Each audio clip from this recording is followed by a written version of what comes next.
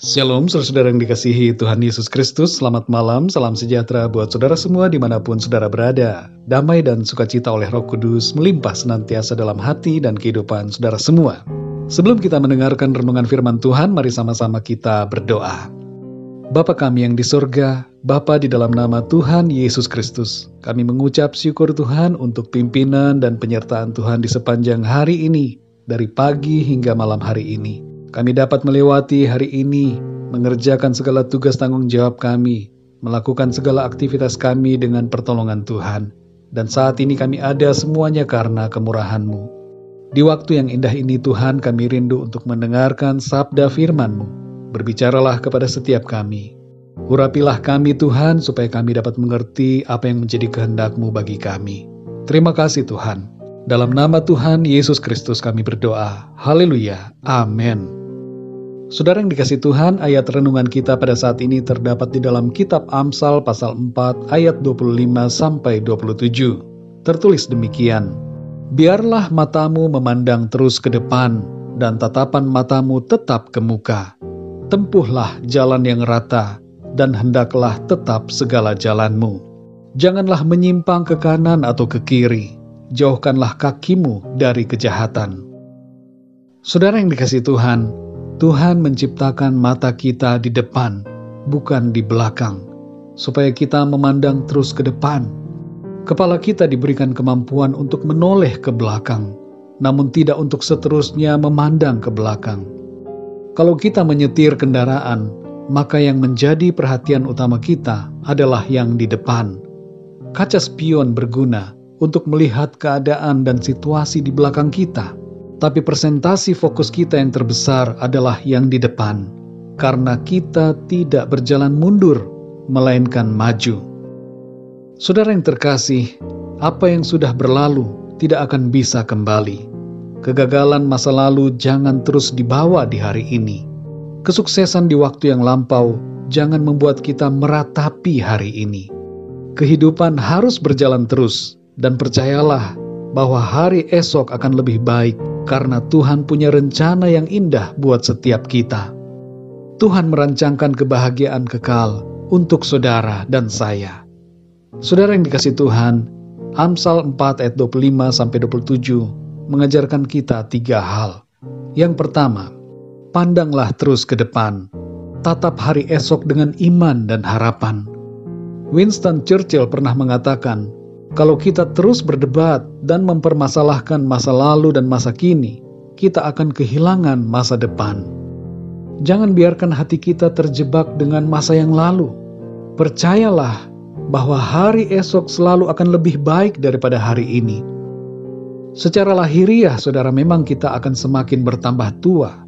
Kita semua akan mengalami kematian jasmani. Tapi itu bukan akhir dari segala-galanya. Kita akan berjumpa dengan Tuhan Yesus dan hidup kekal selamanya.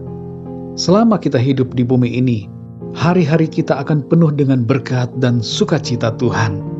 Firman Tuhan berkata bahwa jalan hidup kita, orang-orang yang benar, semakin terang seiring dengan waktu, sampai rembang tengah hari, di mana cahayanya begitu menyilaukan. Artinya adalah bahwa semakin lama, kehidupan kita akan semakin memancarkan kemuliaan karena berkat Tuhan. Yang kedua, saudara, jalani hidup dengan konsisten dan komitmen yang teguh dalam kebenaran. Sebuah quote mengatakan bahwa kesuksesan tidak dihasilkan dari apa yang kita lakukan sekali-sekali, tapi dihasilkan dari komitmen dan konsistensi kita dalam melakukan sesuatu. Begitu pula dengan hidup dalam kebenaran, diperlukan komitmen dan konsistensi hati dan sikap untuk menuruti kehendak Tuhan. Jangan hanya sekali-sekali kita taat, sekali-sekali kita hidup benar, tapi kita harus terus berkomitmen dan konsisten menjalani hidup yang menyenangkan hati Tuhan. Orang-orang benar akan berbahagia dan mengalami berkat Tuhan. Jangan menyerah dengan keadaan. Teruslah setia, saudara, walaupun ada banyak tantangan.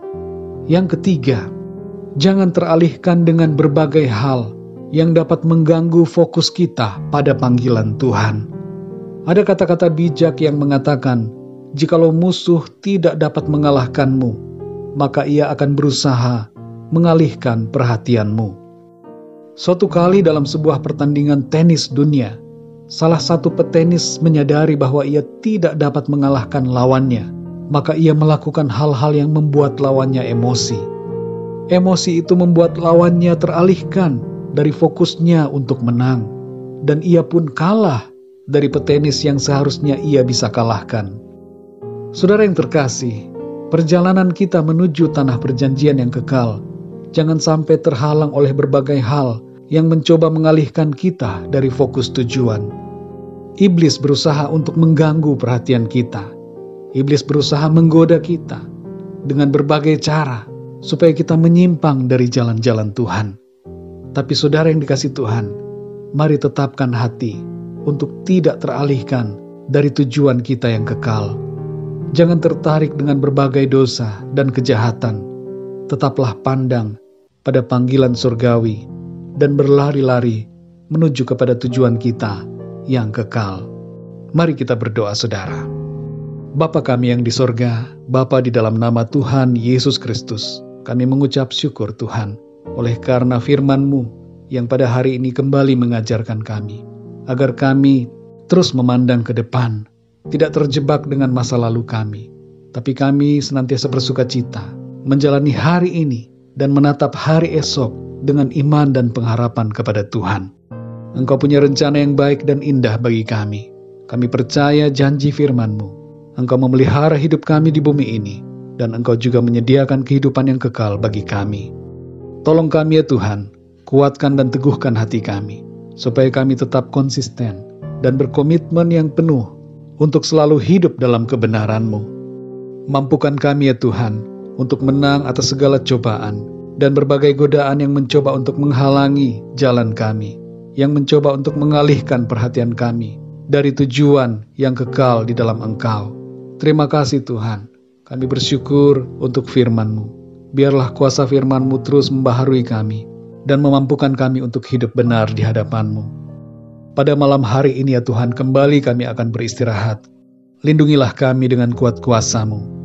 Berkati kami, berikan kami tidur yang nyenyak, dan bangunkan kami kembali ya Tuhan, dengan tubuh yang sehat diberkati Tuhan, untuk kami pakai mengerjakan perkara-perkara yang mulia dan yang berkenan kepada Tuhan.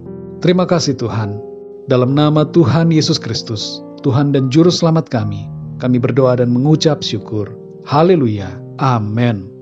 Puji Tuhan, saudara yang dikasihi Tuhan, saya percaya firman Tuhan menjadi berkat dan kekuatan buat saudara semua, dan Roh Kudus akan menolong saudara untuk lebih lagi memahami kebenaran firman Tuhan.